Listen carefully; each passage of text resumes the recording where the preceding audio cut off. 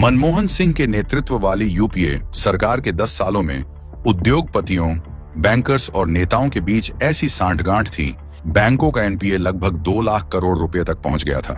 तब विशेषज्ञों का मानना था कि ये आंकड़ा कुछ सालों में 4 से 5 लाख करोड़ तक और बढ़ सकता है। इसका अंदाजा इस बात से लगाया जा सकता है कि उस समय बैंकिंग प्रणाली की कुल कीमत 8 लाख करोड़ रुपए थी। उनमें से 70% एनपीए का बोझ पीएसयू यानी कि सरकारी बैंकों पर था। एनपीए पैदा करने वाली 10 बड़ी कंपनियों में से एक थी लैंको इंफ्राटेक ग्रुप, जिसने फोन बैंकिंग से देश को 40,000 करोड़ का चूना लगा दिया।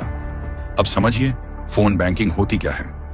फोन बैंकिंग रिमोट कंट्रोल सरकार की एक ऐसी योजना थी जहां पर केवल कांग्रेस मंत्रियों के एक फोन पर सरकारी बैंक्स बड़े उद्योगपतियों को बिना किसी गारंटी के अरबों खरबों का लोन दे देते थे।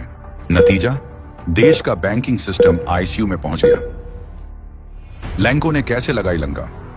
लैंको एक ऐसी कंपनी थी जिसका 2004 से पहले तक नामो निशान नहीं था, लेकिन कांग्रेस सांसद और लैंको के फाउंडर लगदापति राजगोपाल ने इसे फोन बैंकिंग के सहारे अरबों का साम्राज्य खड़ा कर दिया। राजगोपाल तत्कालीन संयुक्त आंध्र प्रदेश के एक उद्योगपति और मनमोहन सिंह के यूपीए 2 में विजयवाड़ा से कांग्रेस सांसद भी रह चुके हैं। राजगोपाल ने अपनी नेतागिरी और आंध्र में कांग्रेस के दबदबे का फायदा कुछ यूं उठाया कि इनकी कंपनी को सरकारी बैंकों से लगभग 54,000 करोड़ का कर्ज मिल गया, जिसमें से लगभग 38,000 करोड़ का लोन बिना किसी सिक्योरिटी या गारंटी के ही मिल गए, यानी कि नो गारंटी, सिर्फ राजनीतिक संबंध पर। इस तरह के कर्ज उस समय की आर्थिक नीतियों का परिणाम था, जहां राजनीतिक रसूख वाले लोगों को बड़ी रकम उधार दी जाती थी। एक आम इंसान को 50 लाख का होम लोन लेने के लिए भी सारी जमीन जायदाद के कागज बैंकों को देने पड़ते हैं। लेकिन 2004 से 2014 के बीच लैंको कंपनी को 38,000 करोड़ लोन यूं ही मिल गए।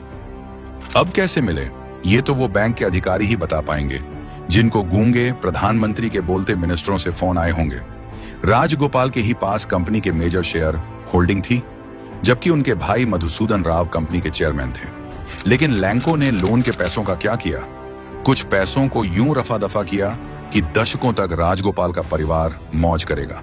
2005 से 13 से लैंको ने इंजीनियरिंग, बिजली, सड़क, सोलर और विंड एनर्जी, रियल एस्टेट और खनन में इन्वेस्ट किया। मुफ्त के पैसों से उन्होंने ऑस्ट्रेलिया में ग्रिफिन कोल नाम की कंपनी को $750 मिलियन में भी खरीदा और भारत में अपनी पावर सप्लाई का दायरा बढ़ाया। लेकिन ये विकास केवल कागजों पर थे।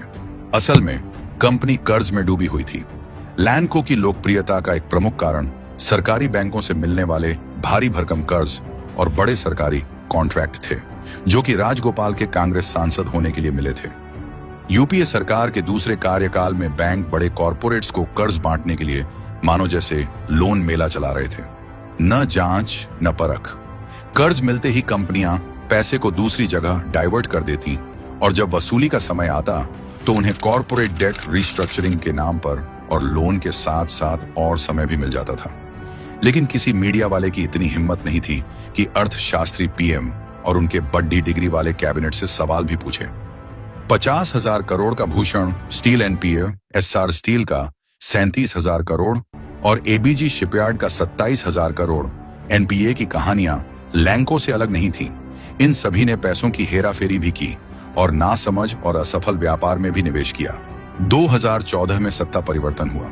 मोदी सरकार ने जांच बिठाई और पता चला कि केवल 12 बड़े उद्योगपतियों के पास ही 2 लाख करोड़ का सरकारी बैंकों का कर्जा है, जिसमें से लैंको के पास 44,000 करोड़ का कर्जा था। साल 2017 आते आते ये एनपीए 8 लाख करोड़ तक पहुंच चुके थे।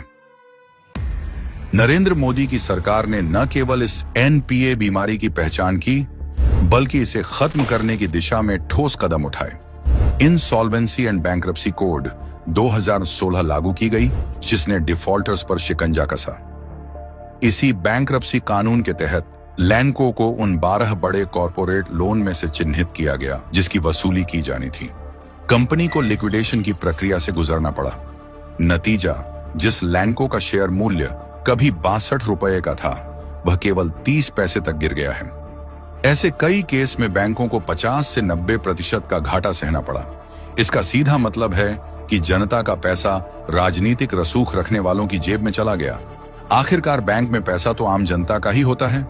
लेकिन इसी कानून की वजह से पिछले 10 सालों में बैंकों ने 10 लाख करोड़ रुपए की रिकवरी भी की, क्योंकि उद्योगपतियों को पता चल गया है कि मोदी सरकार हलक से भी पैसा निकाल वसूली तो करेगी ही। सोचिए, कांग्रेस ने सिर्फ 12 बड़ी कंपनियों का टोटल 2 लाख करोड़ के लोन दे दिए। किसका विकास कर रहे थे? क्या इन्हें इसके लिए कट मिल रहा था? इस लूट की तुलना में विजय माल्या, जो 75% कर्ज चुकाने के लिए तैयार था, वह एक संत जैसा लगता है। और अगर शायद यूपीए का ही दौर होता तो शायद वो कभी पकड़ा भी न जाता। मनमोहन सिंह, जिन्हें अर्थशास्त्री प्रधानमंत्री कहा जाता है, हार्वर्ड एजुकेटेड वित्त मंत्री पी चिदम्बरम और अमेरिकी प्रोफेसर रह चुके रघुराम राजन ने बैंकिंग की पूरी व्यवस्था को अपनी आंखों के सामने बर्बाद होने दिया।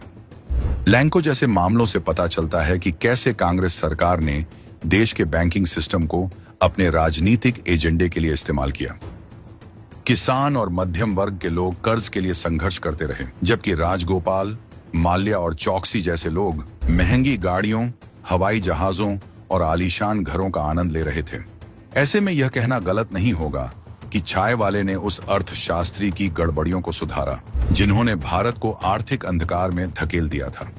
कांग्रेस का शासन यानी कि घोटाले का पर्याय था, जिसे हमें कभी नहीं भूलना चाहिए, ताकि दोबारा ऐसी गलती ना हो।